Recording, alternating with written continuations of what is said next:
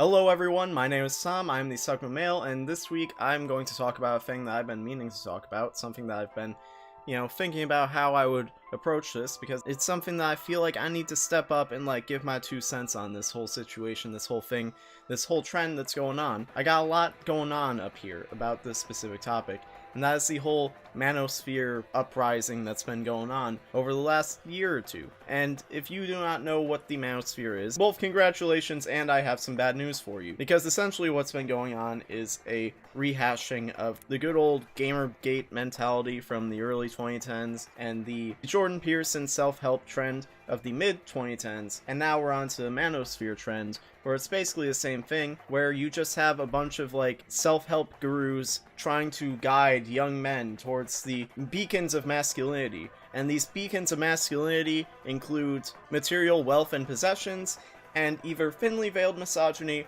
or just outright violent misogyny. And any sort of protest against this whole movement is just a wave of the hand. You are trying to silence masculinity. We as a society are trying to feminize men and make them into subservient betas to women. That's the whole idea, is if you are not a violent misogynist, that's just what you are. I'm 25 years old.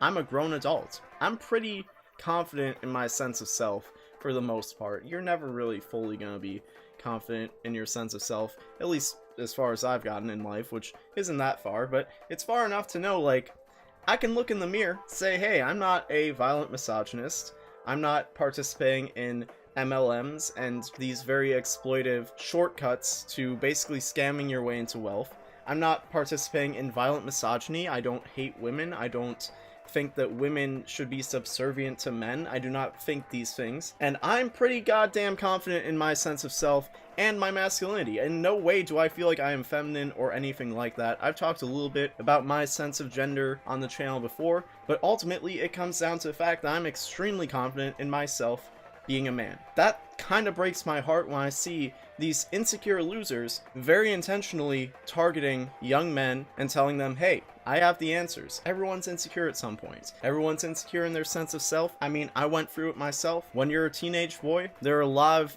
really unrealistic standards of masculinity that you think you gotta live up to. From all different directions, you have all these people telling you, you have to act this way, you have to do this, you have to achieve this, you have to be this tall, you have to be this thin, you have to be this muscular, you have to have this much hair on your face, this much hair on your head, you have to look a certain way, act a certain way, you have to embody a certain role in society, and all this other, just frankly, bullshit. Stuff that when you're young and you have no life experience, it sounds pretty reasonable. It sounds like, oh man, this does seem to be how the world works. This is what it looks like when I turn on the TV. This is what it looks like when I'm specifically looking for these specific ideas in the world. It turns out they're out there. That makes it easy for these grifting losers to convince you, yeah, it's out there.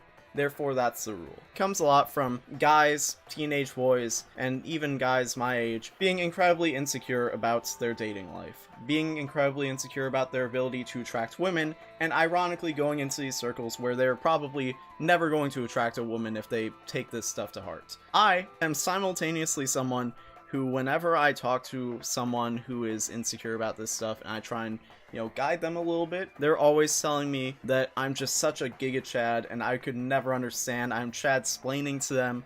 How dare you? You don't understand. You're muscular, you're cool, you're funny, you're smart, you're all this stuff. How could you understand where I'm coming from? But then simultaneously, on the other hand, I'll have dudes telling me man, bro, you're under 6 feet. You're never gonna get a girlfriend unless you make a 6-figure salary at the minimum, or you gotta do these certain steps to make up for the fact that you are inferior in this way, and it just breeds insecurity. You have these insecure young men, and then they're looking for guidance, and the only people giving guidance are these insecure grown men. These insecure grown men who never grew out of that mentality. They became so convinced of these ideas that they became grown adults and still believe it. Or they did grow out of it, however they just are choosing not to not let these young men in on the facts that this isn't how it actually works, because they realize, oh man, I can scam these kids. Andrew Tate is the biggest pillar of this, where he was just making this MLM where he was teaching men both how to well, not men. He was teaching teenage boys how to invest in the stock market, do drop shipping, and also sex traffic women. And big surprise, Andrew Tate got arrested and is in Romanian prison for sex trafficking women. And beyond the very dark, very real implications, well, not implications, but the very dark reality that, like, there are genuine victims in real life to this loser's entire mentality, we have to acknowledge that on the surface, this dude is just a loser. He is a loser. He is an insecure loser. And I know people are always going to come back at me and be like, how is he a loser? How can he be insecure? He has a Bugatti. He has millions of dollars. He has all this wealth. He has all this success. He has beautiful women around him. He has all of these things. How could he be insecure? And that's the thing that you don't realize, is the most secure people in the world are often the people who have the least. They're the people who are able to accept having less and just being happy with that. Not that they aren't ambitious. You can be ambitious and also be secure in what you have in life. And Andrew Tate is a perfect example of the opposite of that, where he has so many things in life. He has had so many privileges. He has had so many successes throughout his life. He has become a profoundly successful person monetarily and through all these different objective measures in society that we have created, and yet he's still clearly such an insecure person, because a person who is secure in themselves would not act the way he does. If he was truly secure in himself, he would not go out attacking other people. He would not feel the need to go out on the largest platforms that will have him and spout nonsense. And the biggest thing of all that it personally hits me, where I just know, I can see right through it, is this man came out and claimed, I'm not balding, I'm bald by choice. He said that. He was like, no, I shave my head twice a week because I find it more efficient. It's the ROI, you know, I'm just trying to live an efficient life so I can get things done, I can be productive, I can be on my grind. I'm not balding, because I don't claim that I'm bald by choice. I mean, I can make it look like I got something going on up here, but I don't claim that I'm bald by choice. I've been very upfront about the fact that, you know, I went through a lot of insecurity throughout the times where I realized, like, oh damn, like my hair is not what it used to be. I acknowledge that when I grow it out, I'm not happy with how it looks, so I keep shaving it. And that's the situation. I'm not bald by choice. If I had a choice, I would have long, luxurious hair like I did when I was younger. But the thing is, I accepted it. I accepted the situation. I said, listen world, I'm going bald. It happens. I'm a man. It happens. So I shaved my head because I feel like I'm more confident. I feel like I look better that way. Shaving my head is my true self because I'm not bald by choice. This was just the hand I was dealt. This is just the situation that I have to deal with. So tell me why I have this much hair. And I say that. I have come to that conclusion. Meanwhile, this guy is claiming that he's bald by choice. It doesn't look like he's bald by choice. It looks like Mother Nature made that decision for him. Again, we've talked about this on the channel before. There's nothing wrong with being bald, there's nothing wrong with being short, nothing wrong with being fat, whatever. But the moment that you express the fact that you're insecure about that, the fact that you run away from it, the fact that you try to deny it, you try and make it seem like, nah, that's not me. You try and run away from reality, from your situation, and try to present yourself in a different way that's inauthentic. The moment that you express your insecurity, you express a sense of disdain in who you actually are, that's the moment where you are free game. In fact, let me leak something real quick. This man was out here bald-headed saying all these disgusting things about women, disgusting things about what young men need to do with their lives, making a mockery of the bald delegation. So we all got together and we said, listen, this man is no longer allowed to shave his head. Whatever he's got, he has to grow that out. This is not the Romanian prison system telling him that he can't shave his head. This is not a lack of access to resources. This was our decision. You are no longer allowed to be one of us. You now have to grow out whatever hair you have, and you have to live with that. And that is his punishment. That is the punishment for his crimes, as well as, you know, hopefully a lengthy prison sentence for the whole, like, human trafficking thing. That was kind of fucked up. That kind of, you know, makes you a pretty good candidate for being put away in prison for a very long time. But here's my point. Here's what I'm trying to drive home. Whether it's Andrew Tate or his many copies, there's so many copycats, so many people doing the same. If you have a girlfriend, you gotta tell her not to wear certain things outside because, you know, she's trying to advertise to other men or whatever, and also preaching like this, hey man, listen, you gotta start like doing all these grifty like scams to make money or else you're a loser and all this stuff. It all comes from insecurity. I want to make that completely clear. All these dudes are incredibly insecure. For one, the whole like, hey, don't let your girlfriend out wearing a certain thing. Listen, if I have an attractive girlfriend, wife, partner, whatever, and she wants to go out and dress a certain way that shows off how attractive she is, I am fully supporting that because I want everyone to know, like, listen, that's who I'm with. Like, if she's posting first straps on Instagram and you get upset because there are guys commenting about how hot she is, like, dog, you just don't get to have a hot girlfriend. Like, that's just coming with the territory. That's just part of life.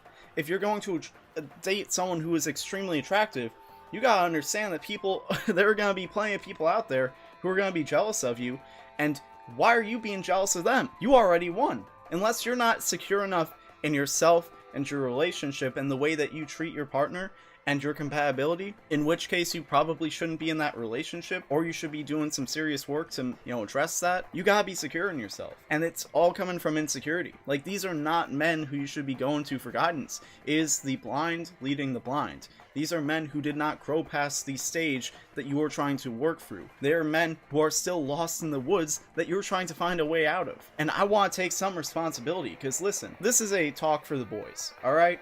Like, I understand there's so many systemic issues where men just have it easier, like, and if you disagree with that, just think about how you feel about going for a walk at night.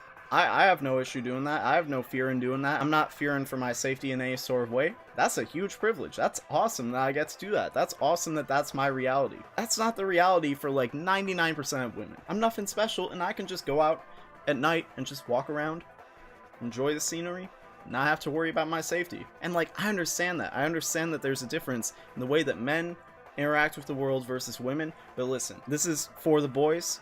Men, we got an issue in our ranks. We got an issue where we need to step up.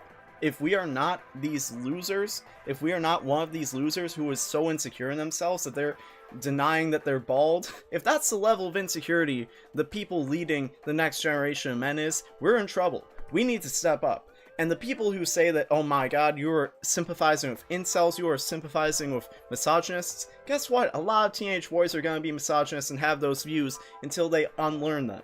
And how are they going to unlearn them? By having better male role models than these losers. If these are the people they're going to, if these are the only places, like communities online and in the world that they have to go to, that's an issue. Then this is gonna keep happening. Because this is like the third time in recent memory this has happened. You had Gamergate, you had Jordan Peterson, now you have Andrew Tate and all these little clones running around on TikTok and everything. This is unacceptable.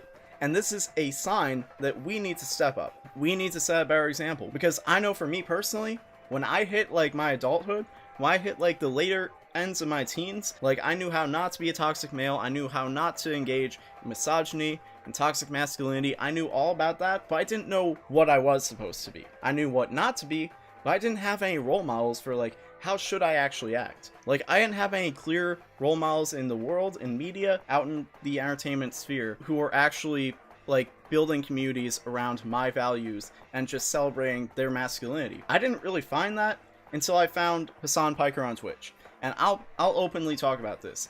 Like, I was 22 years old when I found Hasan Piker. I was like, that's it. It clicked. I'm like, okay, that's the type of man I'm supposed to be. That's how I fully embrace my masculinity and also maintain my values and not do all the things I learned not to do. Because there was a whole list of things that I knew not to do, but there was not a very big list of things that I knew that I should be doing. And then as soon as I had like a good role model, that list filled up. And I was no longer like paralyzed by how long this list was. And I think that's what happens is a lot of guys just look at this long list of things that they shouldn't be doing, and then they just get fed up with it, and then they go to these other communities where there are guys who are going to be like, nah, that's bullshit. Here's a bunch of toxic, insecure bullshit that you should engage in instead. And that's not okay. We should not be allowing that to happen, and we fully have the ability to just step up and set a better example for this next generation. Because I 1000%, there are people who will argue that this is not the case. As a dude myself, I think that it's 1000% on us for not doing enough to guide that next generation. To say, hey, listen, don't listen to these losers. These guys are losers. But when you're in the headspace, because I know I was in there too, I didn't know what I should be doing, what I should believe in. And back when I was an insecure teenage boy, some of the things that Andrew Tate says, maybe I would have been like, you know what, I don't like what he's saying, but there is some truth to it. There's no truth to it. He has little nuggets of common sense in there, but that's just to interweave with the bullshit to make it seem credible when it's not. And I know that through life experience. These younger guys aren't gonna know that. So like, we as progressive men, we as men who are comfortable in our masculinity and have fully embraced what that means to be a good man by being a good person, by being kind, by being secure in ourselves and confident in ourselves, trying to make the world a better place and not trying to take advantage of others, that is 1000% our responsibility. Now, if there are women out there who are like, you know, me as a progressive, I don't want to engage in that, that's up to you.